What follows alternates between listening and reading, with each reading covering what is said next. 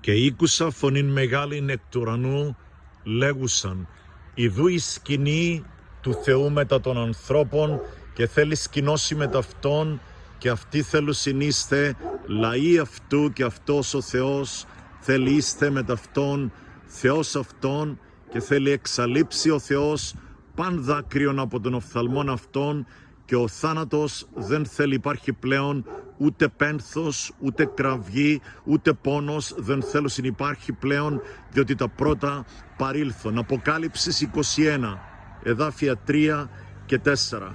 Δεν θα υπάρχει δάκρυ, πόνος, θρήνος, λύπη, στεναγμός. Ο Κύριος και η χαρά Του είναι η δύναμής μας. Και ήκουσα φωνήν μεγάλην εκ του ουρανού, ιδού η σκηνή του Θεού μετά των ανθρώπων. Μαζί Σου θέλουμε να είμαστε πάντοτε, Κύριε. Εκεί που είναι η δόξα Σου, εκεί που θα είμαστε μέσα στη δική Σου παρουσία. Έλα, Κύριε Ιησού μου, έλα γρήγορα, μαράν, αθά, Κύριε μας, έλα γρήγορα. Αμέν.